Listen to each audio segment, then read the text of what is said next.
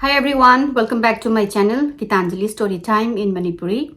Ngasi ana lijadobe wari sidi mi Mangkhiba wari ne adu yamna khoigi kari hatare mangraga yamna angakpa circumstance phangba hai se chahi kaya dagidi numit kaya ni leraga mafam marang khangdaba masamaksu adugumbagi wari amani ana lidoise wari ani ne ngasi lijadoise sai same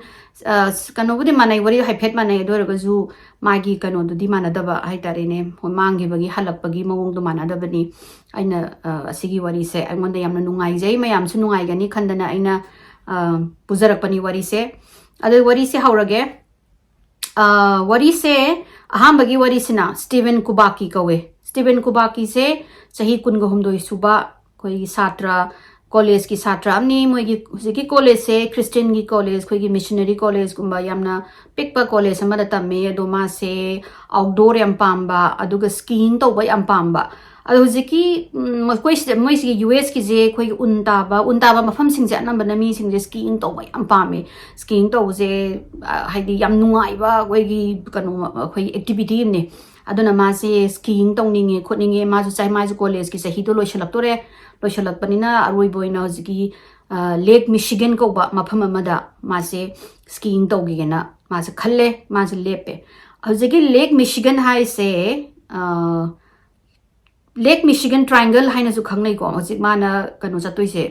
skiing to ba chatoi ba mafam se ado asigi triangle se Bermuda Triangle ga zu haiphet manai haibadi koigi strange occurrence thokpa koigi hi Mangkhiba mi Mangkhiba plane ga je hekta kaiba natraga plane Mangkhiba adugumba mayam thoena moina claim tawi aduga asisi yam thina mysterious oiba sports oira male aduga mana hujik skiing toba chaturiba moi hujiki Michigan Triangle gi manung na ta dene ba mana skiing tok deba mafam se mana February gi 1978 sida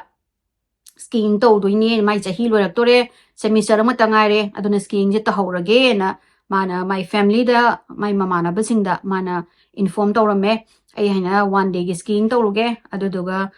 just nungdang da ai haidi nung ayuk tegina nungdang warambo skiing tawraga no ai dum halakani nungdang da na hai aduma du na hangai dum skiing tawba outdoor gum chapani na mayam na zu hoi chatluro kasu kai de na hoigi my parents na zu dumai na ma pa na su dumai na hairak padagi ma je skiing tawba chakhraga mana dugi skiing tawringa gi marak haitare ne ko dugi marak sida hojiki moi atopa mi khara ma snow mobiler khara haitare ko snow mobile na ko gi bike tong tawba snow ra thawna ba malai adu dung da thawraga lakpa amana hojiki mana toije hojiki skis tawba gi mafam se lairaga nakan jidana hojiki lake se laidoine ba lake se koi gi fencing ama kharaga lai lake sida aduga lake sigi hek manak haitare ne asida ski gi pole ne aduga skiing tawnaba mai hujiki khula kano do mai huji skiing tawnaba potu ne aduga ski pole ani maga aina taraga leirameba ada saigi snow mobiler sinduna changaga yemba sida khongun gumba track amata leitana haidi haina mana la ambagi di leiraga chaplong na koi gi lep khreba mai gi hujiki kano sida mafam sida mai gi mapo machai do aduda leiraga lep khare aduga just ski pole ani mane ski gi tawnaba potu ga adu khatani moi adu dang ta lerame adagi moi sina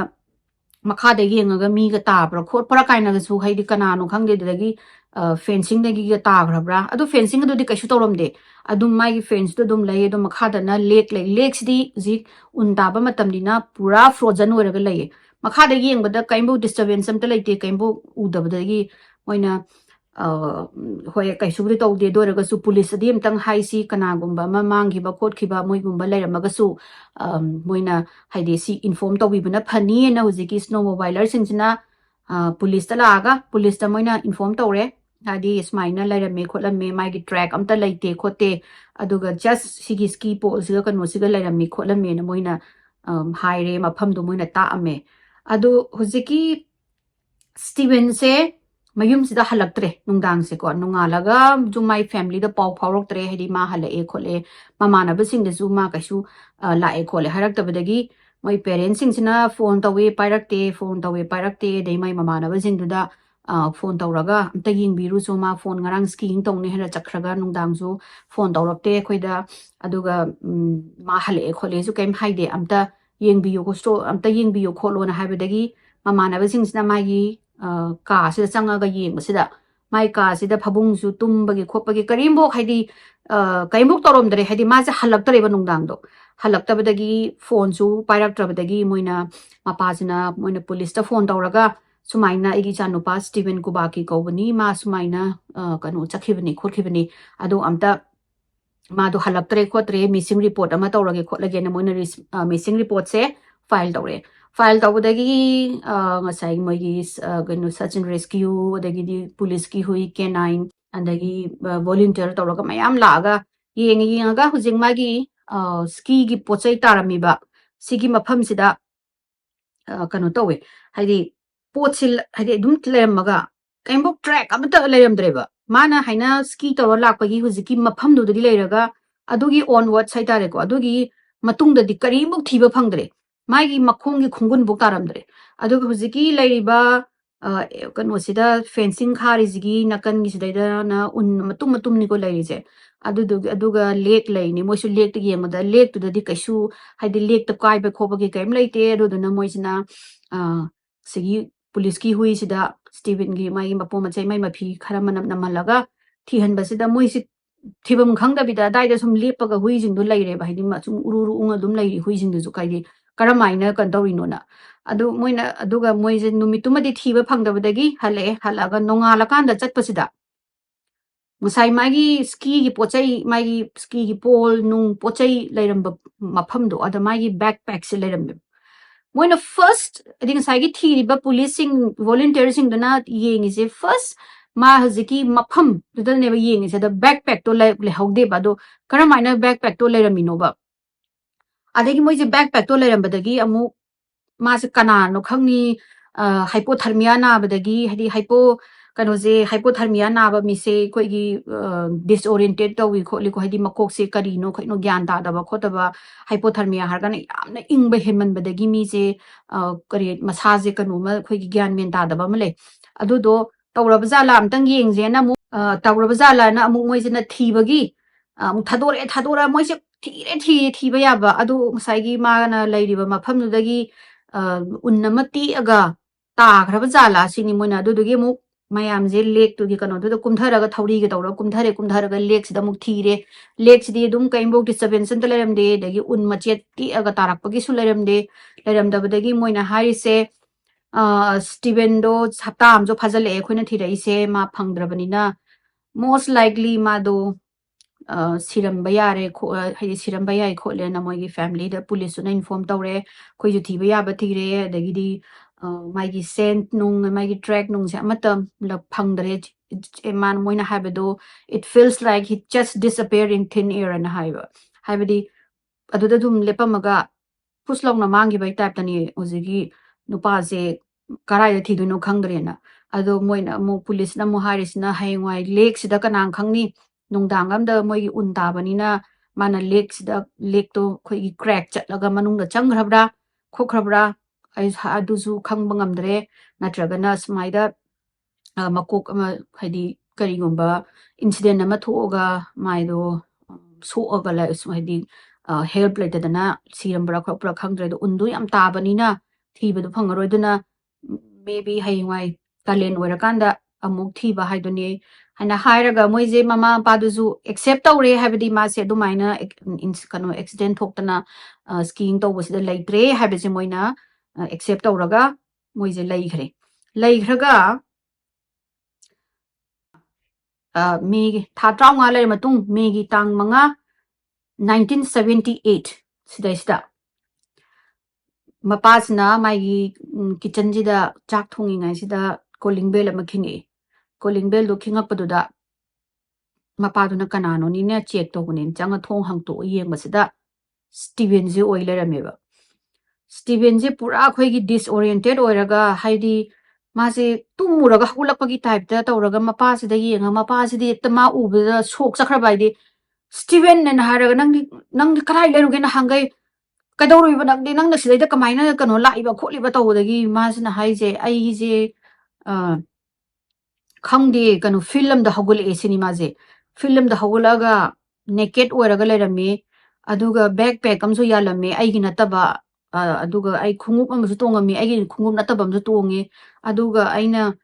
kanu tore disoriented oiraga simana yum khoi si yum dagi 40 miles mu ki haidi man huji mapaji gi mayum gi 40 miles dagi adi 40 miles mu lapa film da ne man hagula ise adudane na haraga mana changa yengbasida newspaper sida sumaina maigi missing gi kai no tharaga lerame hadi Steven Guba gi missing adu reward ki le mana ha kai ai no matam kaya hogre gi haise ai di ngarang da natro ai di ngarang da ne na hagula easy en tawra ba nu pa je dagi mapa je kappa ga mapa na konslaga nang na mangi je tha traunga sure nang khangbra adu ju nang na mangi do Lake Michigan 2900 miles lapine ba mojiki mai mayum ziga numugi kanu zigi Steven gi mapa zigi mayum ma hede Steven gi mayum haitare mayum ziga ngasai mana mangri mapham je 2900 miles mu ne lapi je sidaida nang karamai na sidaida field da la ino kholi no na haibe je ma je amata ningjang dare ba hedi karamai la ino na adagi mai backpack manung zida yeng basida mai gi nataba pochai mem yaw lerame duga mai do camera ma yawrame adagi khoi gi masi California adagidi Sacramento loina Texas nungsas loina ma adudo chatui haibagi type ta mai kanu yaw lerame souvenir ko haidi lam koi rubagi pot lerakpa souvenir singdo adu le yaw lerame mai gi backpack manung sida karamaina yawrino mazu khangde aduga marathon jenbagi t-shirt amju yaw lerame haidi mazu marathon sida participate tawe haibagi adagi mazu khangdre ba haidi karino madi gyanam ta tadramni ko aidi karamaina matam do hogrino na adagi news mayam phange police na lakpa khopa tawdagi mazigi question hange police mayam jina hangbasida mana ai amata ningjang desini mana ningjang ise sidagi 40 miles manakta Litchfield ko bamda ai hagul ai adu khadane na ningjang ise na haraba aduga mana jo media sing da ju kono to yadre kano haidi man interview piyo kaya yadre amani khak pibada da mana haise ai je lamjen yam chenba mali sini haidi mai masa se da lamjen yam chenba mali aduga ai atop de kem gyan ta de engon da yawrami ba lam gi kano sing se karai de gi yawra ino ai ju khangde ai kan taning jang de na haire adu huji phoba ma je karamaina adu tha traunga do kadai de leiruino adu ma mi na ju haidi mayam na ju khangde masamak su khangde ado mayam na haise hujiki kano se triangle se Michigan gi kano se Michigan gi lake ki triangle se koi gi alien UFO gumba adugo mayam la e kho le tai momoina ma se kano tawraga kidnap tawraga hujiki Litchfield du da kano tawrami bra mai moi experiment kari kra taw loiraga ma se du da thamami bra natragana majna haidi amnesia gumba manaraga lam khudingi koiraga halaga farira kholira na mayamna theory mayam tawe ado asigi mafam se Michigan gi kano se triangle se 1800 tagi edum hawra male ko moigi occurrence se ado moina khara document auraga leiba khara se ai pathok sarake 1891 da nupa Thomas ko ba nupa mana Thomas Home ko ko majna maigi crew tariet ko haidi maigi crew tariet ka singyan bane hana chatpajani khoi kanu langphai chatpa habra angang ori ngai da yam haina badu khoi singgu mayan ba khotba adu do chakhraga hujiki singje yale khole lot tawbu je hujiki moi le holba minu khangaurini aduga hujiki jaha se thaudokraga adu mangre badagi hala moi mafam da moi gi destination du da yoraktreba adu moina thibda ju karai da kamaina lukrino kamaina mangrino moi gi khadi distress ki signal amta su tharamde amada su kem tawdana mangre adagi ani subadana Rosabella ko ba kano ma koi gi ship ama ko 1921 da mangi doini sizu haidi khangawdana kamaina mangrino thauringai da dum lup khrebra karino ma sizu mu disappear koi mysteriously mangi doini adagi northwest ki flight ko 1950 da northwest ki flight ama sizu kano tawkri mangri haye adi simadi kai ba khopa kaim tawdana me de khak hairamaga kai gi male aduga next na Captain George R. Donner kawe sina April gi 1937 da माजेना चक्चा तोगा मागी cabin the ngatang tumuge na changiba captain ni ko adu magi cabin da changibadagi matung dagi dum mangre ba ma amata thiba phangdre magi kanu sumamta khungun kari kra amta khangidre hai aduga amana 1940 da khoigi fighter haina khoigi lan gi kai kai leiba khopa dagi di pochai hon ba khopa hi ahum je mysteriously lup khidoini si mafam sida adu mayamna kanona mayamna sigi mafam sida moina hai se khoigi plane ko phantom haidi kari hatare asengba nataba akoigi mammi sami haitare ni ko adugumba plane gumba yam pai aduduna moigi atopa airline sing pai bada phantom gi plane sing je ta ui kholi adu to wi kaina ga su hai adagi mayamna UFO gi su yam lai kholi ka hai but huji phogwa dum bermuda triangle gi type ta michigan triangle su adum mysterious oiraga leire aduga huji ki steven ju masu maigi wari ji adum mysterious oiraga dum loisangare masu masa gyan ta dana ani suba warisina Jenny Philippides kauba Canada dagi firefighter amagi moigi warini maje moigi maje captain or male moi firefighter ki hadi fire department gi ko moi adugi adu moi se every year New York ki kano sida Lake Placid hana mafam sida skiing to ba he chat pajani white face mountain ko we mana hoji chatoiba mafam New York ki Lake Placid ki manak sida ado matam se khoi gi un yam tar kan da yam na famous hoiba mi su yam na crowded hoiba mafam gumba hoiba jani si mafam se ada kanu ne jigi kanu ne Danny jine magi colleague sing je my team jiga February ki tam 8 2018 sida moi si la New York ta pai aga moina Lake Placid sida moi hotel ama lauraga leiraga moi myam je unwinding tawdana khotna tawraga nungalaga skiing tawba chasi na moi myam je chatlaga la aga moi si gari na thauraga lak male car ama warak mal la aga hujigi white face mountain se sigi manak sida gari je khamamaga moi jing je ski gear ga loina hapchale ski gear se am lomi ko ai photo hapcharake akhoi na jo haidi kanu skiing to chapada khong che thangam deba yam lomme ba khoi gi atha mayam khoi windproof jacket mayam hapsan dana khutta gi kai dagi goggles kari crack tawraga yamna su lumme adu gumba do moije setlaga chatke tawbasida Danny do made photo sum namning bazani mayam do sum mai gi nupi macha dagi di nupi leibanina photo do sum mana mayam do utke khotke na da mana da jing da my colleague sing da ai gi phone do card da le hore ai lauruge noi ngai chatlo aduga noi skiing to ba horamo kaisu kaide duga ai amu la aga dum skiing to roga mu kona mu thengnera se na hairaga mamana ba sing jidi hujigi colleague sing du di skiing to chakhare adamazina phone do loba kumdha gare aduga adudagi maje gyanama haidi adagi gyanam taroi ba maje adu mamana ba jing na sai gi mai colleague sing do lunch timing yaure moina haina gibal pung tara ma thoi makhaya dai da lunch tawmina si khochi haina haraga lunch ko kumdara pasida Danny jidi udri moina ada moi wakhanda Danny do ngasai mana kona muk la hogani na hadi kanu to boy ramani ma skiing to ba round chalam hini aduga yamna su hana dagi yamna experience laiba yamna skiing yam pamba nupani na ma nga hak la ga laksani na hore mai haina re dai mai colleague sing do ko phama moi colleague sing do lunch chare chaba loiraga adu bok lak tri Danny do ada moina khalijna maybe Danny do mai gi lunch to skip tok dong male skip tawraga directly akhoi mem dinner da unara je phare khoi ju round chalura je na moi ju ngasai gi mayum nungdang wairam yaurok tringai da na moi mem su loina ski tawbagi round loi chatna khare chatnaraga nungdang wairam yaurok pasida hala haidi moi juna gari singai basida kano se Danny se halak trene adai moi na kaino Danny do bo kadawra jano ma ngasai lunch su lakte adagi khoi ga su moi na kathok kasin tawi ko skiing taw chapaje moi gi lift amda phamaga puraga mathak tagi